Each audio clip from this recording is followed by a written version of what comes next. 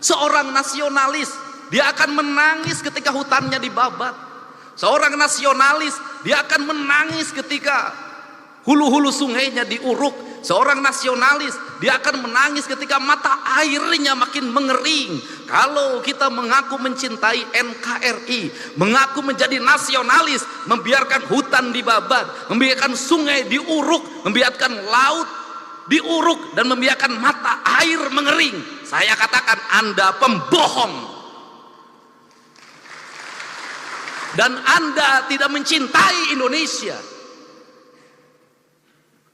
Saya secara pribadi hari ini anak-anak muda, Kak Kuarnas, mulai posting di media sosial. Mereka menggugat, Pak. Apa yang mereka gugat? Belanda menjajah Indonesia 350 tahun. Gunung masih utuh, samudra masih terbentang luas, sungai-sungai jernih. Dia meninggalkan perkebunan yang terhampar, bangunan-bangunan yang indah, gedung-gedung yang kokoh, jalan-jalan yang kuat, jembatan kereta api yang kokoh. Indonesia merdeka 80 tahun. Gunung gundul, sungai keruh, hutan menggunung, bangunan-bangunan hampir tidak ada yang berkualitas, jalan-jalan mudah rusak, jembatan mudah roboh. Pertanyaannya adalah, siapa yang penjajah itu? Ini kesadaran mungkin tidak layak diomongin sama gubernur, tapi saya mewakili hati nurani saya yang selalu ingin saya ungkapkan dimanapun. Kenapa? Ini problem bangsa, Pak.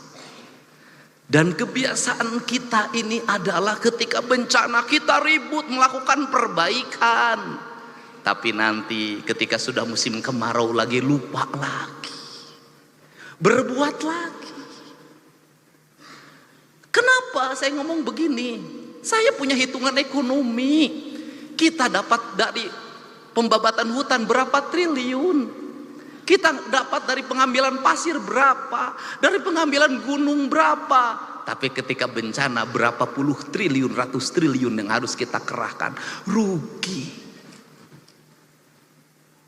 Bangun jalan di Jabar, baru bangun diinjek lagi sama Toronton yang tonasenya 40 ton, 30 ton, rugi, Pak.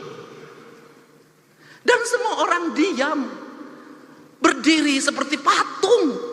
Patung dimusrikan, tapi sikap kita yang mematung, membiarkan kerusakan terhadap Indonesia dianggap ada sikap yang beriman. Gak bisa. Sehingga inilah yang ingin saya bangun. Gerakan pendidikan kita harus menggerakkan anak-anak kita kembali pada titik dasarnya. Dia adalah manusia Indonesia yang mencintai tanahnya. Problem anak-anak kita hari ini apa? Dia tidak mengenal tanahnya. Kenapa tidak mengenal tanah? Sejak lahir kakinya tidak pernah menginjak bumi. Pakai sendal, di sepatu, tidak pernah berlari di pematang sawah, tidak pernah berenang di sungai, tidak pernah dia berlari menuju gunung. Dia menghabiskan waktu dalam setiap hari hanya dengan gadget. Dia mengenal ikan di gadget. Dia mengenal padi di gadget. Dan setelah itu negara lain mengintip kita. Dia kemudian mengunci kita, otak kita, mengunci otak anak-anak kita. Standarnya sebegini, orang Indonesia umurnya segini. Kenapa? Mereka sudah punya rumusan. Kenapa? Bahan baku tempenya dari saya sudah tahu itu kualitasnya. Dagingnya dari saya, semuanya dari saya sudah tahu isinya apa. Kamu umurnya sekian, nanti ada penyakitnya ini, dan ketika penyakitnya ini ahlinya dari saya, alat kesehatannya dari saya, teknologinya dari saya. Kamu akan jadi bangsa dungu selamanya.